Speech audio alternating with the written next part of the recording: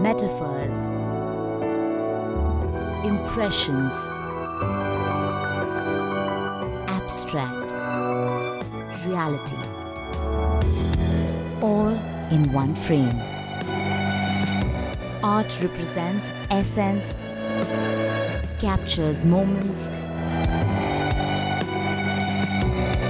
creates illusions, and narrates the present. Art imitates life. Kohler bold art powered by Pecha Kucha. An engaging chit-chat that delves deep into the world of art and architecture. A journey of 20 slides in 20 seconds each. An impression that lingers on. After Hyderabad, the journey is carried forward to some of the most eminent architects from Pune. A big welcome from Kohler Bold Art to a PechaKucha evening in Pune, our second edition in the city, with 5 leading architects. As in the past, ladies and gentlemen, tonight we celebrate design and ideas aided by the simple concept of PechaKucha, which really are informal and fun gatherings where creative people get together and share their ideas, their works, thoughts, sometimes even holiday snaps. Just about anything really in just the PechaKucha 2020 format. Our theme this time is Art Imitates Life. And I'm really curious to know what the panel of architects think about that. Before I go into more of this, I should invite the Managing Director of Kohler Kitchen and Bath India and Sub-Saharan Africa, Mr. Sunil Sadanandan, to make a brief presentation. And our brief to him is to keep it in the PechaKucha style. Sunil? Good evening and a very warm welcome. When it comes to art, Impressionists are my favorite artists. Their art reflects life on a mild dose of hallucinogens. Claude Monet's early paintings gave the name to the genre. Behind every great man is a talented woman, or in my case, a vengeful wife. Monet's muse was his wife, Camille, who was the model in many of his paintings, the best known of which is Camille on her deathbed. He morbidly painted it over weeks as she lay dying. Great art sometimes does imitate death as well. Thank you. I hope you have a good evening. Thank you, Salil. Well, we begin with Dean Gabriel de Cruz. Very few people know that Dean was very keen to become an automobile designer till architecture finally called out to him in his second year at the JJ College of Architecture in Mumbai. So I'd like to invite Dean de Cruz to please come up and make his presentation.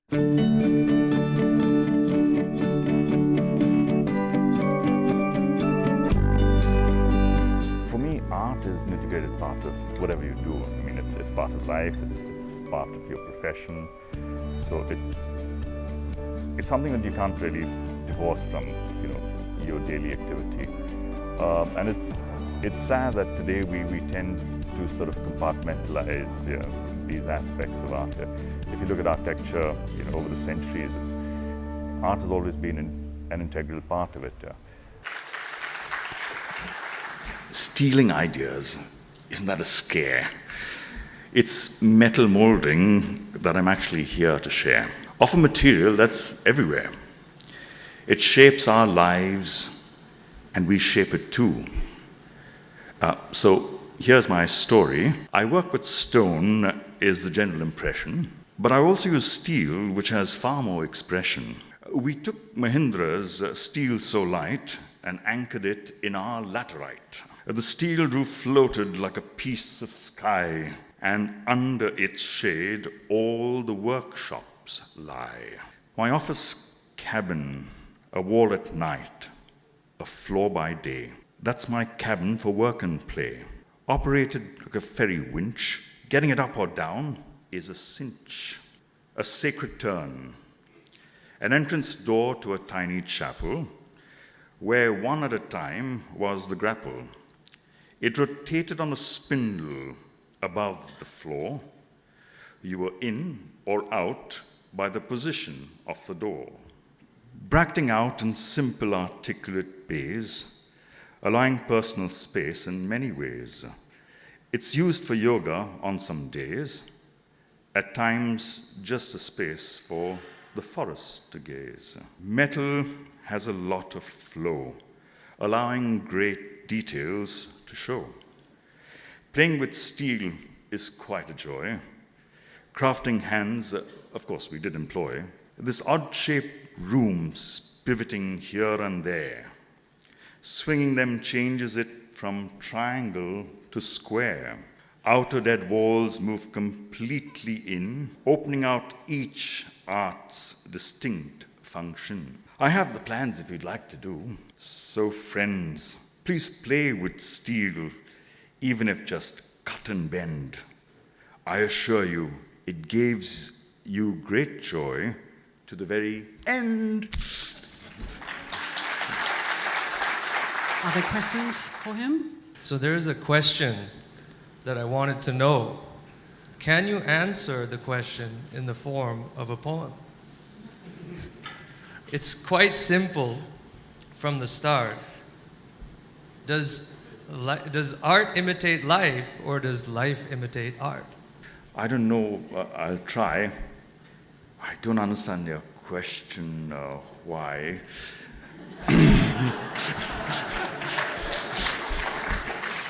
Art is deep, I must admit, but we need to look at it a bit. I think we see through our eyes, but our soul needs something. To empathize. To empathize, correct. Thank you. Thank you, Dean. Okay, we've had a poet here. I don't know what is coming up next, but we do have Sunil Patil. He's featured in several magazines, and he's also participated actively in the formation of the Kolhapur Development Forum and getting the Kolhapur Development Plan sanctioned. So if I could request Sunil Patil to please come up.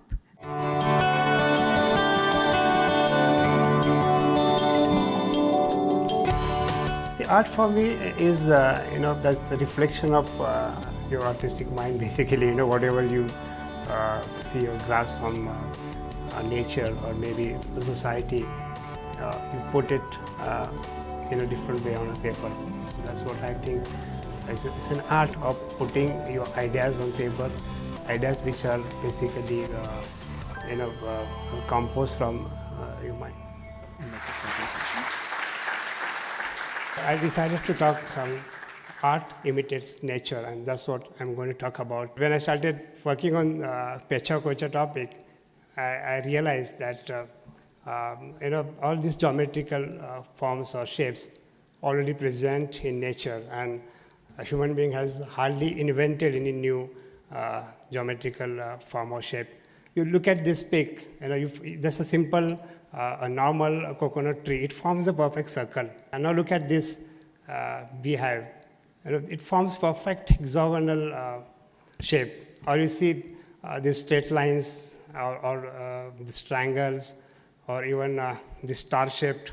I think all these geometrical forms are already present in nature, and we hardly invented anything but just discovered them. And other forms of nature, if you see, even our architecture, right, like something like those castles, which might have been inspired by the corals there.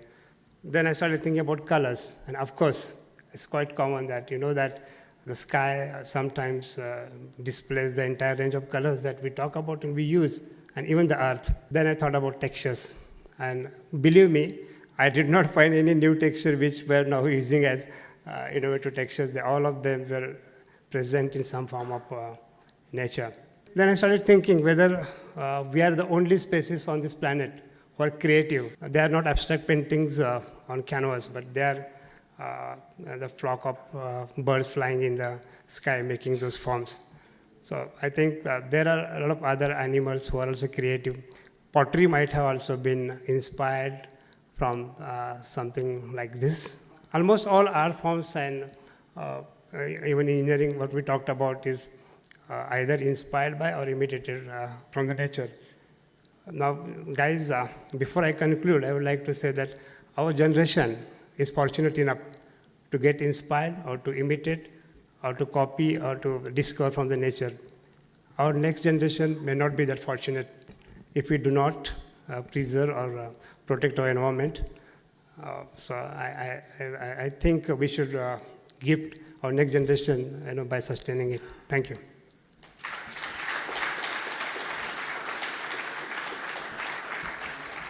What are the resistance or challenges that you face when you try to translate nature into your work, or even try to, say, save nature, which you've been insisting on in your last slide?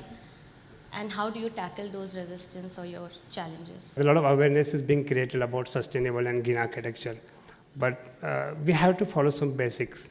Of course, there are a lot of market forces which really influence our practice, because you just cannot give up sometimes a project because client wants to cut some trees on the side, but you can, of course, come up with some alternative ideas to that. Thank you very much, Sunil. Yeah. Thank you.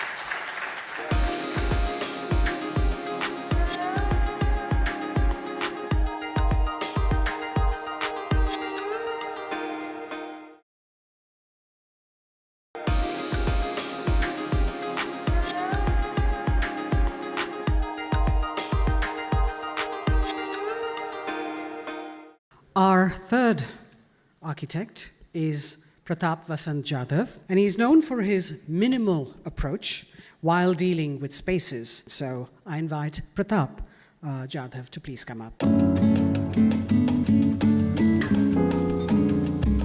Art for me is an expression of an individual which has, in terms of beauty and maybe emotional power. Architecture is not art. At times it is, but largely architecture, because architecture is design is for purpose, so it is not art.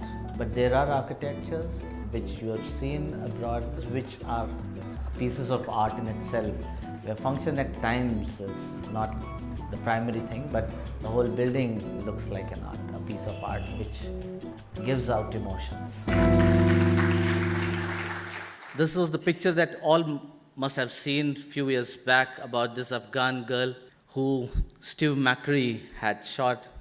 And after 14 years, he found this girl. You see the piercing eyes, which gives you an impression about the past and the suffering that she has undergone. This installation art by Andy Goldsworthy, he does it anywhere with anything that's around him, and you will see the life flowing into all such installations that he has done. In true sense, architecture, as said by Zahid, I don't think that architecture is only about shelter, is only about a very simple enclosure. It should be able to excite you, to calm you, to make you think. The most effective building, if I had to see an architecture that I have seen, which influences the moment you go inside, the Jewish Museum in Berlin by Daniel Lapskin. He had requested the organizers not to put any exhibits for at least 4 years into this building, or even forever for that matter. And the observers who had been there in those 4 years could actually say that it looks better when there was nothing inside. It gives you the feeling of sadness, of the elimination of Jewish from Europe in those days. When you walk onto these 10,000 faces in this museum, you get to listen to the sound of massacre happening. So it's so lively, and it gives you that kind of a feeling which is expected out of this. So art does imitate life. Thank you. Thank you very much. If I could pick one element as an architect that you would like to work with, a material or a element that you are particularly fond of? I work with white color. All of our sites, you see, primarily, what we see is wood and color, and we try and keep it as simple as possible, and materials on our site would not be in as many numbers, because I would not want to bring in too many elements into a given space, and rather keep it very, very simple. Thank you, thank you. Our next architect is bursting onto the bastion of men that we've had all evening. Preeti Kindra, she's a young entrepreneur who has developed a distinctive and finely articulated design language. Preeti Kindra.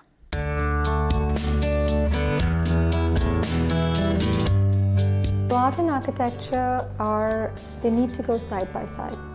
We've got art, which I feel is the heart, and architecture is the head. They both come together to form something beautiful. When we design a project, we have to keep a balance between the two, between science and art. And I think where science and art meet, that's where we get architecture. I dedicate my Pecha Kucha to the beautiful women in the fields of art. Leonardo da Vinci's Mona Lisa has been synonymous to beauty. Her tricky smile and timeless allure has inspired so many studies and artistic emulations for centuries now. Andy Warhol's famous painting of the glamorous Marilyn Monroe surely makes her look in her element. Marilyn's dazzling charm and flirtatious nature was just an act for the camera to mask her fragility and secret pain. Lady Justice, adorned by the blindfold for objectivity, balance which stands for weighing evidences, and a sword for punishment. Our very own sculpture of Goddess Kali is the ultimate representation of feminine power of destruction. Zaha Hadid characterizes her architecture as expressing a sense of motion. She leaves behind a body of work from buildings to furniture, footwear and cars that delight and astound people all over the world. She made an enormous contribution as a woman, but more importantly, a great contribution as an architect. I would like to ask if you could describe your work and compare it to any of the artists that you've shown. Who would you compare your work with and why? I try to be honest with my work, and I think that's what most of these artists here have shown, and their honesty in their work and being who they are expressing through their works, and that's what I try to do. Ladies and gentlemen, Preeti for you.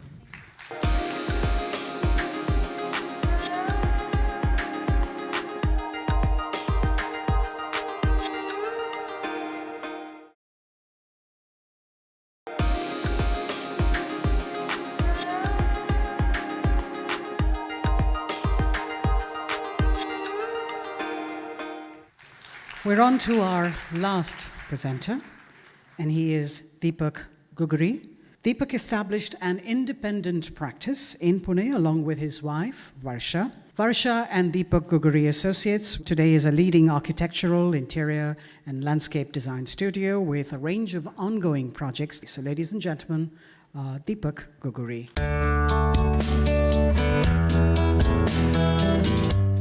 There are many forms of art, like movies, theatre, storytelling, and architecture for me is one of the supreme arts, because when you see a movie, it touches your two senses, maybe a visual sense and a hearing sense. And when you see a painting, it is more of you use one of the senses, that is your visual sense. But architecture for me is more supreme because it touches all your five senses and evokes that sixth sense also. To me, art is an impression of a man's mind, something that nourishes our souls and releases our emotions. It brings about a catharsis. Art exists in society in many forms, such as paintings, carvings, movies, theatre, storytelling, and festivals, to name a few. Art has always depicted culture or life that was prevalent at its time of production. Folk dance, yet another form of art, is the oldest form of dance and the earliest form of communication. Kavod is yet another form of traditional Indian storytelling. This box full of artwork unfolds to reveal pictures of episodes in a particular story. Traditional Indian Kavods tell stories of the gods. Nowadays, these very colorful boxes will easily find their way in our showcases and in our interiors. Cinema, my most favorite art form, is a mirror of society and a reflection of life. Movies have always illustrated life, sometimes literally and other times symbolically. I believe every soul has an artist in them. It's just that our artistic side is more prominent in the adverse situation that life throws at us. For me, art is also born out of extremities that life offers. To conclude this, I feel art makes us appreciate the obscure, and it intrigues our senses. Life was always there. Art made us appreciate its shades, its beauty, and its ugliness. For me, art imitates life. Thank you. Do you consider architecture in art? Every art is important, but like if you say painting, it only touches your one sense, that is visual sense. When you go for a movie, it touches your two senses, hearing sense and a visual sense. But in architecture, you touch all five senses and evoke the sixth sense. That is the power of architecture. And that is why I feel I'm blessed, because you can create that magic without having too many strokes. Thank you. Thank you very much to all the speakers for that excellent presentations, and I think very entertaining, very creative. Thank you, ladies and gentlemen.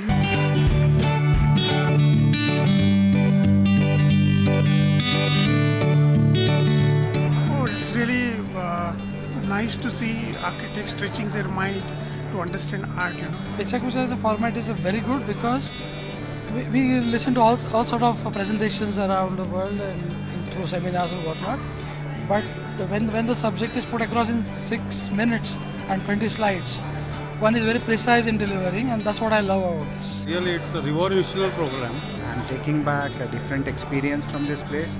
Normally, we don't get to listen to this kind of interaction, which is not related to the business, but yes, it really gives you a different perspective. It is very thought-provoking, and particularly for the younger ones, they see how different approaches the successful architects or leaders in the design fraternity do. Every day we are into a lot of presentations, we see a lot of presentation of architectural work, and we are dealing into this kind of work on day-to-day basis. But here we got to see something which is connected to our work, but it is different.